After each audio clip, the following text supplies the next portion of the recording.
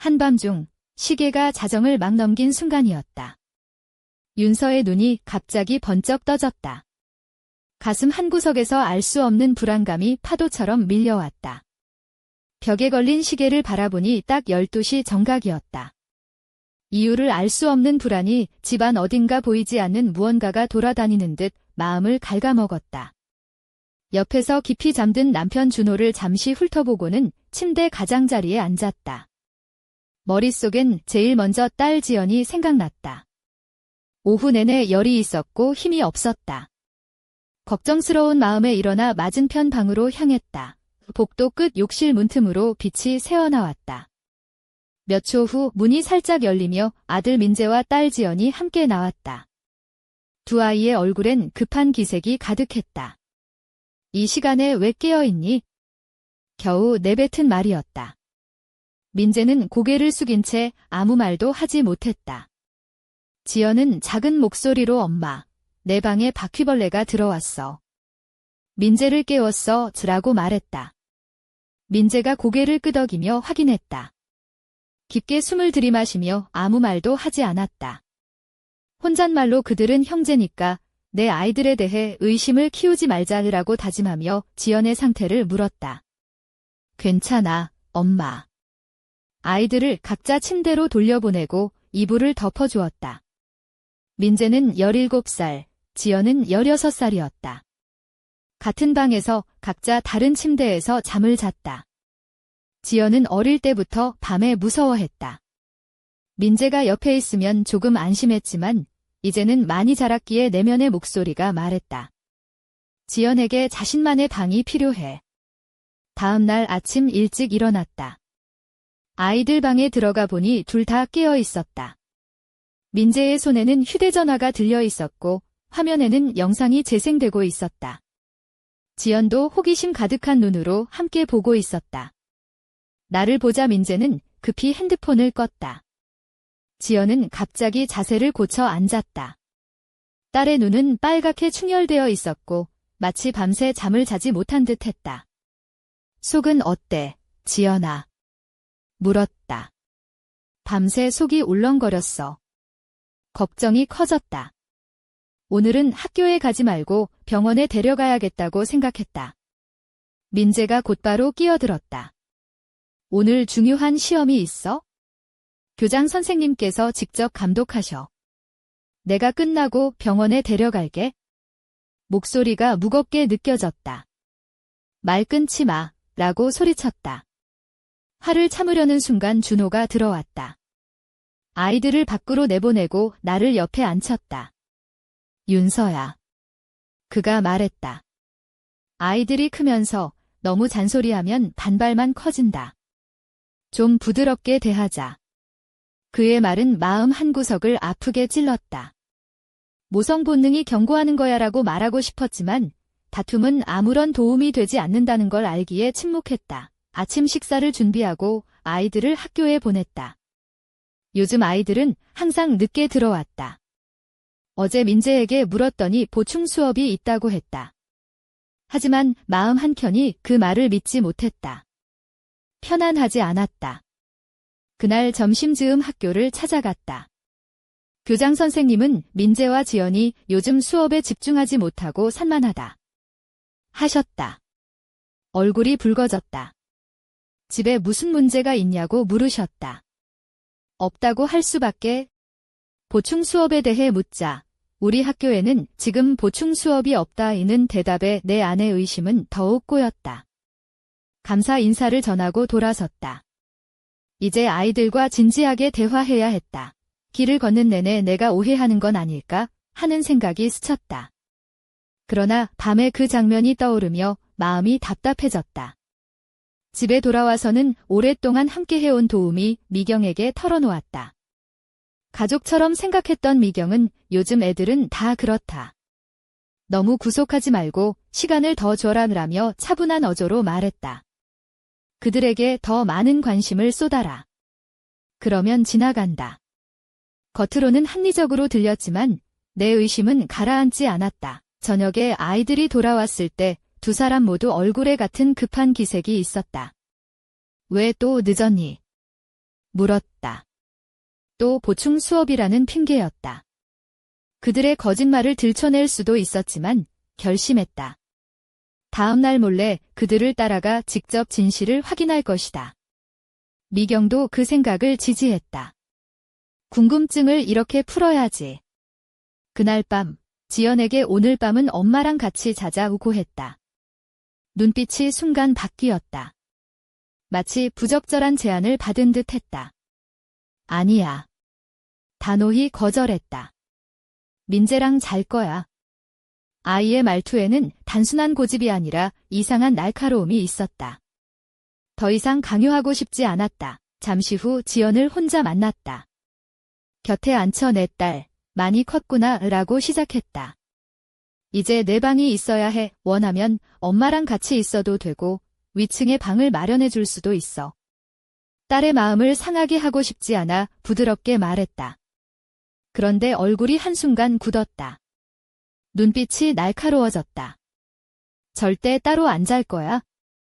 강요하면 아빠한테 말할 거야 라며 일어나 자리를 떴다. 그 말과 눈빛은 평소의 지연 모습과 달랐다. 마치 누군가의 말을 그대로 되풀이하는 듯했다. 준호에게 이 이야기를 꺼냈더니 너무 과장하는 거야. 윤서야 이라며 신문에 파묻혔다.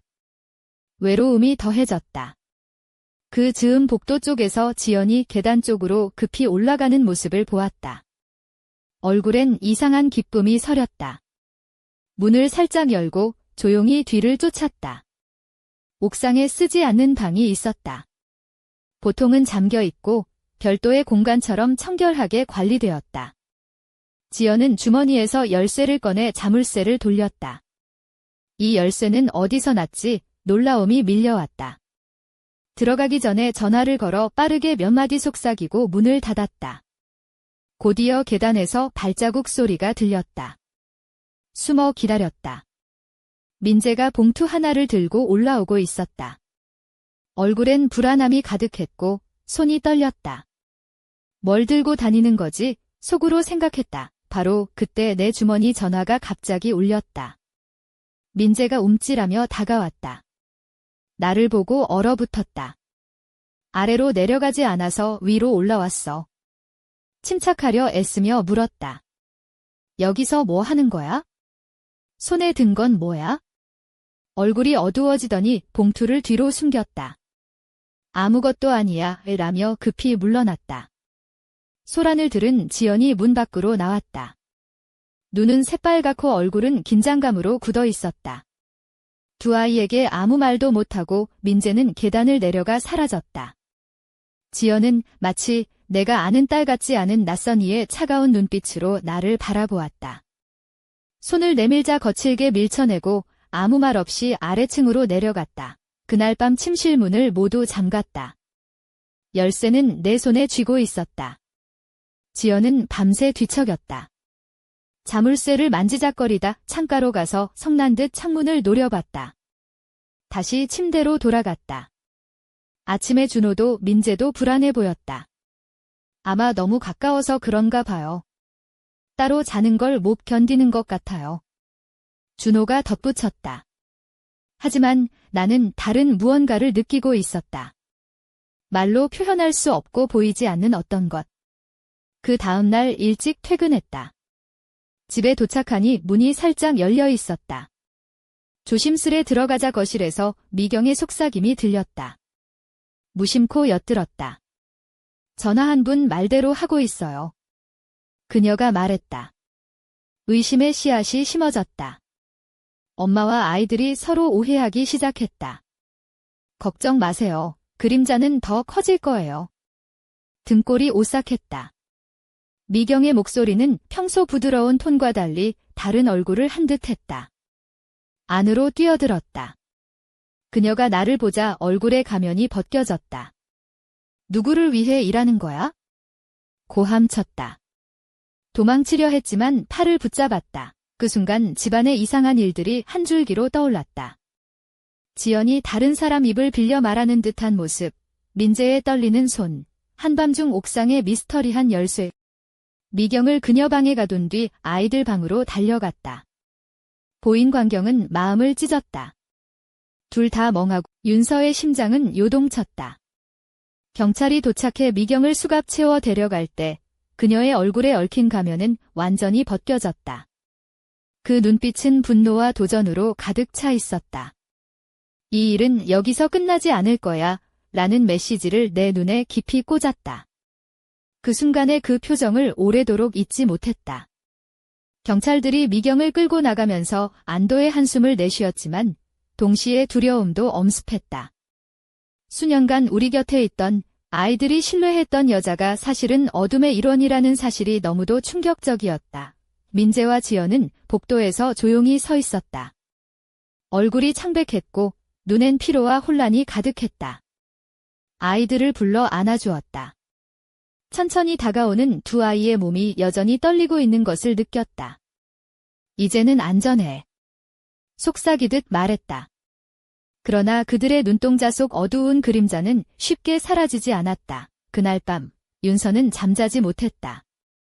아이들 방에 들어가 그 옆에 앉아 머리맡에서 기도했다. 성경책을 펴서 조용히 경전을 읽으며 마음속으로는 단 하나의 소원을 빌었다. 이 집에서 악의 흔적을 완전히 지워내리라. 그러나 밤이 깊어질수록 불안감은 커져갔다. 만약 미경이 홀로 행동한 것이 아니라면? 혹시 더 다른 누군가가 우리 곁에 숨어있는 것은 아닐까? 그런 생각에 잠을 이룰 수 없었다. 다음 날 아이들을 학교에 보내지 않았다. 오늘은 쉬자라고 말했다. 아이들도 지쳐 보였다. 아침 식사를 준비하는 중에 초인종이 울렸다. 문을 열자 옆집에 사는 할머니 은숙 씨가 쟁반을 들고 들어왔다. 평소에는 웃음이 많은 그녀였지만 이날은 엄숙한 표정이었다. 어제 밤일 들었어요. 아이들에게 이걸 가져왔어요. 손수 만든 식혜 한 잔을 건넸다. 악의 그림자는 쉽게 거치지 않아요, 딸아. 인내가 필요해요. 그녀의 말은 윤서의 마음 깊숙이 파고들었다. 식혜를 아이들에게 주며 그들의 눈빛 속 깊은 멍함을 보았다.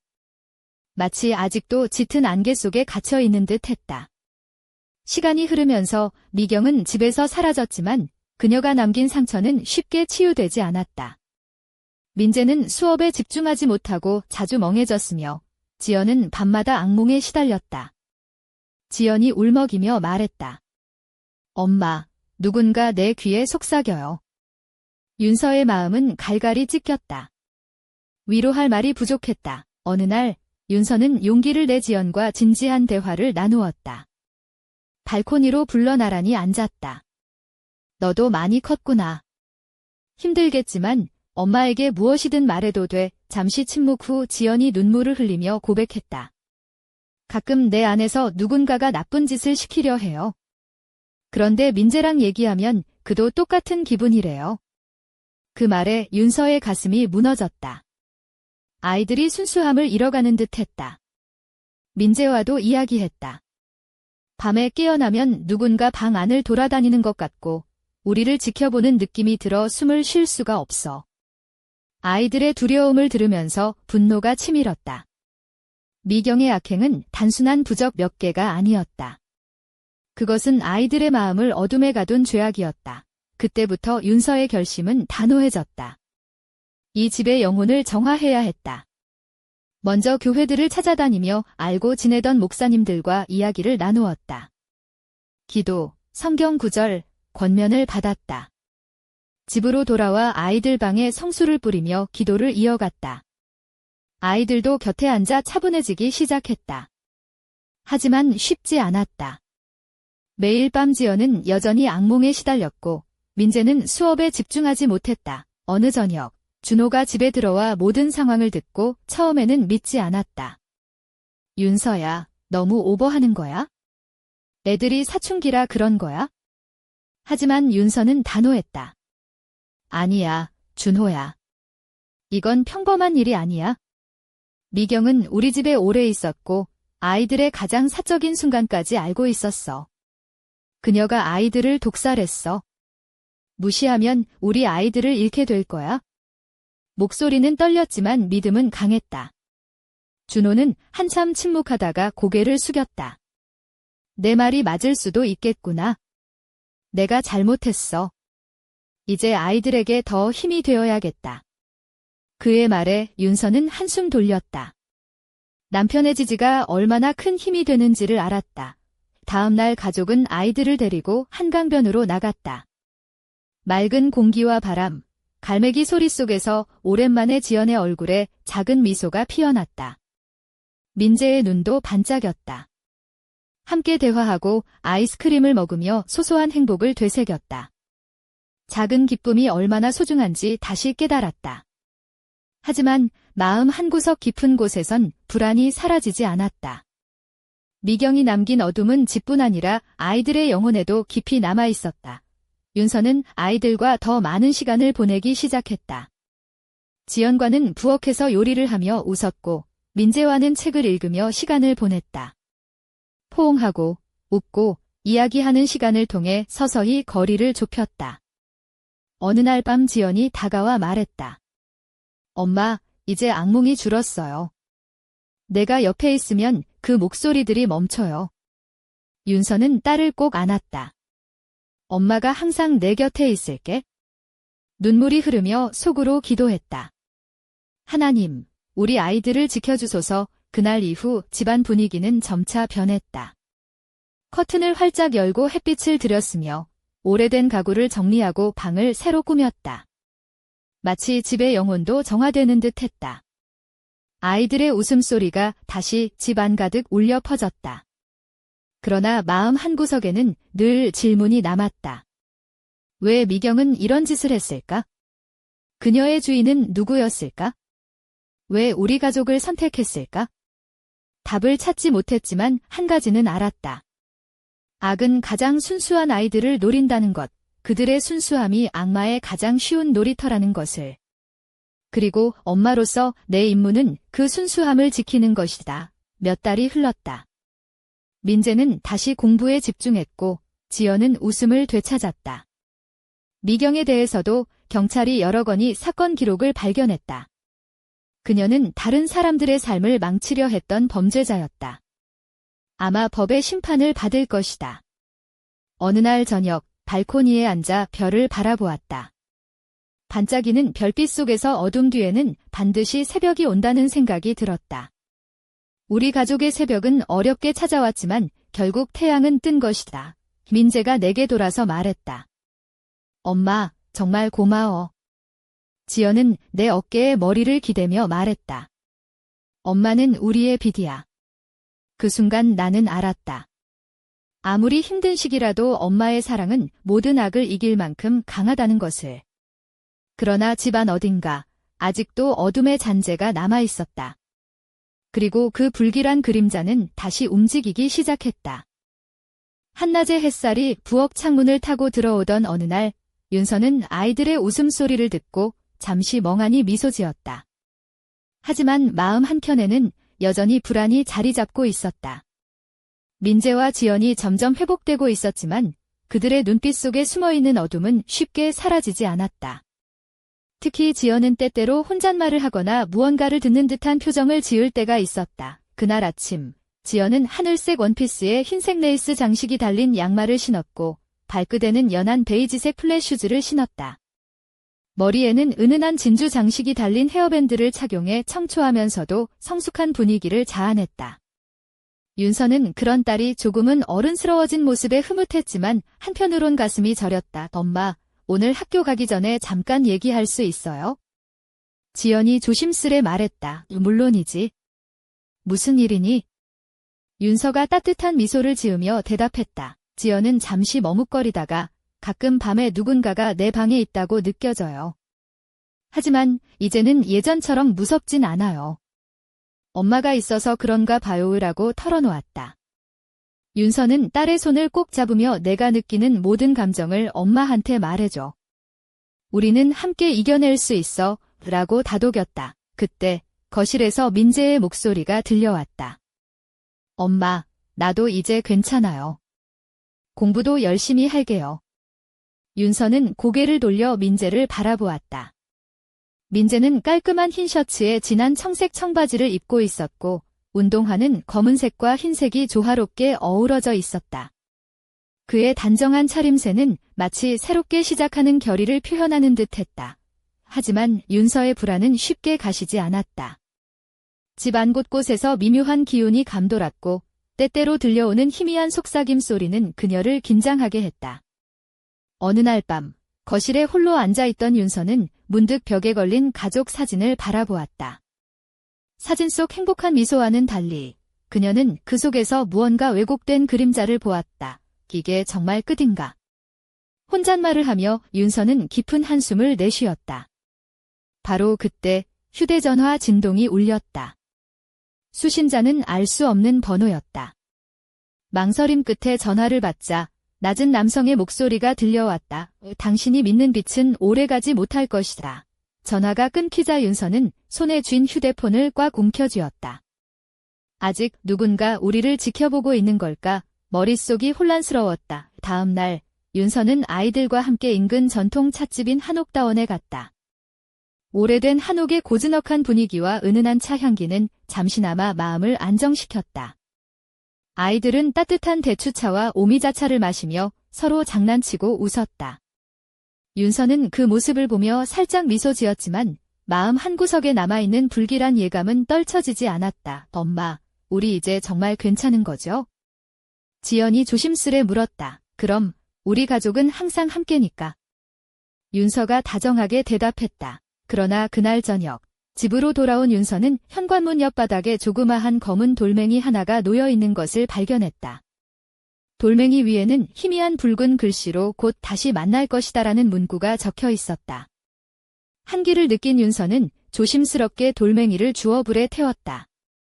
그러나 그 순간 집안에 울려 퍼진 이상한 소리가 그녀를 얼어붙게 만들었다.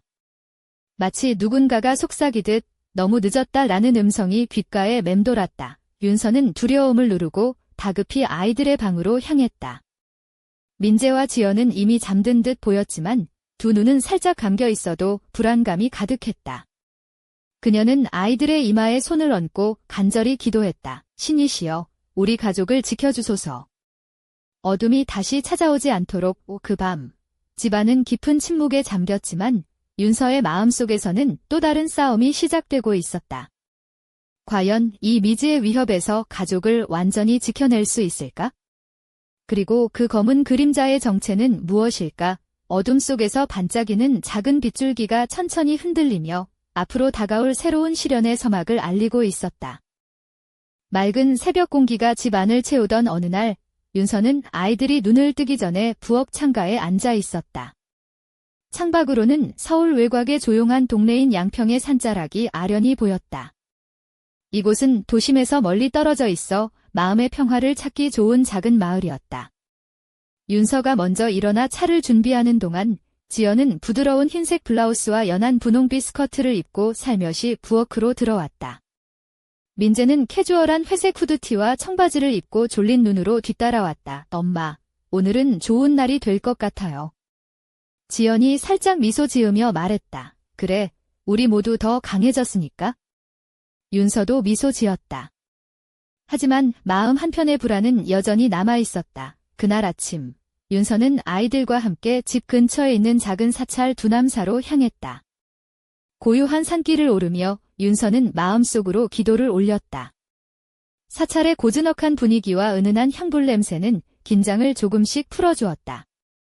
아이들은 조용히 절을 둘러보며 마음의 안정을 찾는 듯했다. 절 앞마당에 앉아있던 스님께 윤서는 조심스레 다가가 아이들의 상황을 설명했다. 스님은 눈을 감고 천천히 말씀하셨다. 마음의 어둠이 깊을수록 빛도 강해집니다. 가족이 함께라면 어떤 시련도 견딜 수 있습니다. 스님의 말은 윤서에게 큰 위안이 되었다. 사찰에서 돌아온 뒤 윤서는 아이들과 함께 집안 곳곳을 청소하고 정리했다. 오래된 가구들을 하나씩 닦으며 마치 집안의 어두운 기운을 쓸어내는 듯한 느낌이었다. 지연은 작은 꽃무늬 앞치마를 두르고 부엌에서 빵을 굽기 시작했다. 민재는 책상 위를 정리하며 다시 책과 친해지려 노력했다. 저녁이 되자 가족은 거실에 모여 앉아 함께 이야기를 나누었다. 따뜻한 조명 아래서 지연은 새로 그린 그림을 보여주었다. 그림 속에는 어두운 구름 속에서도 밝게 빛나는 창문들이 그려져 있었다. 이건 우리 집이에요. 밖은 힘들지만 안에는 항상 빛이 있어요. 그녀의 목소리는 단단했고 눈빛은 빛났다. 그 순간 문 밖에서 낯선 바람이 스치며 창문이 살짝 흔들렸다. 윤서는 순간 몸을 움츠렸다. 그러나 이번에는 두려움보다 각오가 앞섰다. 우리는 빛으로 이겨낼 거야. 마음속으로 다짐하며 가족의 손을 꼭 잡았다. 그날 밤 윤서는 아이들이 잠든 후 거실에 홀로 앉아 있었다. 창밖으로는 별들이 반짝이고 있었고 멀리서 부는 바람 소리가 들려왔다. 휴대폰이 진동하며 알 수 없는 메시지가 도착했다. 빛은 영원하지 않다. 윤서는 메시지를 읽고 천천히 숨을 내쉬었다. 가슴속 깊은 곳에서 무언가가 흔들렸다. 하지만 이번에는 두려움 대신 결의가 차올랐다. 우리가 함께라면 어떤 어둠도 이겨낼 수 있다. 라고 속으로 되뇌며 앞으로 다가올 미지의 위협에 맞설 용기를 다졌다. 그녀의 눈앞에는 아이들의 환한 미소가 떠올랐다. 그리고 그 미소는 앞으로 펼쳐질 새로운 싸움의 시작을 알리는 빛이었다. 하얀 달빛이 은은하게 거실 바닥을 비추던 밤, 윤서는 창문 옆 소파에 앉아 깊은 생각에 잠겨 있었다. 아이들은 이미 잠든 듯 조용했고 집안은 평온해 보였다. 하지만 그녀의 마음은 여전히 불안과 경계심으로 가득 찼다. 휴대폰 화면에 떠있던 낯선 메시지가 머릿속을 맴돌았다. 빛은 영원하지 않다. 그 짧은 문구는 마치 암흑 속에서 다가오는 그림자의 예고편 같았다. 갑작스레 현관문 쪽에서 미세한 발자국 소리가 들려왔다. 윤서는 숨을 죽이고 소리가 나는 쪽으로 몸을 돌렸다. 발자국은 점점 가까워지고 문득 어린아이의 웃음소리가 희미하게 귓가를 스쳤다. 장난감 놀이하는 민재인가. 윤서는 스스로에게 중얼거렸지만 몸은 얼어붙었다. 그때 문이 삐걱거리며 조금 열렸다. 찬바람이 거실로 스며들었고 윤서는 재빠르게 일어나 문을 닫았다. 그러나 그때 문틈 사이로 작은 쪽지가 미끄러져 들어왔다. 조심스럽게 쪽지를 집어든 윤서의 손이 떨렸다. 쪽지에는 붉은 글씨로 진실은 가까이에 있다. 하지만 눈앞에 비친 때때로 가장 짙은 어둠을 가린다라고 적혀 있었다. 윤서는 머릿속이 혼란스러웠다. 진실이라니? 우리 가족에게 숨겨진 무언가가 있다는 말인가? 그녀는 서재로 향해 오래된 가족 앨범을 꺼냈다.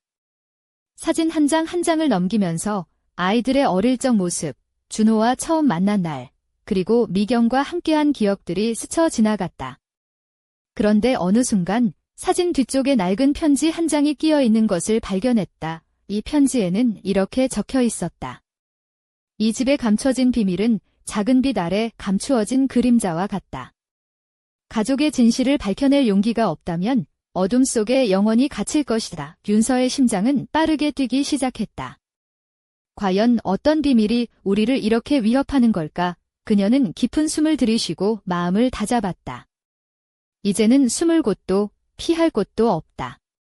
진실과 맞서야 한다. 다음 날 윤서는 아이들과 함께 동네 도서관으로 향했다. 민재와 지연은 그녀의 결연한 눈빛을 보고 무언가 중요한 일이 일어났음을 직감했다. 도서관의 낡은 기록들 속에서 윤서는 이 집과 관련된 오래된 이야기들을 찾아 나섰다. 50년 전 이 집 근처에서 일어난 미스터리한 사건들과 그와 관련된 인물들에 관한 기록들이었다. 그 기록들 속에는 그림자의 저주라 불리는 전설이 있었다. 그것은 집안에 숨겨진 어두운 과거와 연결되어 있었고 가족들의 마음에 깊은 상처를 남겼다고 했다. 윤서는 이 전설이 미경과 아이들의 이상한 행동과도 연관되어 있음을 깨달았다. 하지만 그때 도서관 한쪽에서 누군가가 다가왔다. 허름한 옷차림의 노인이었다.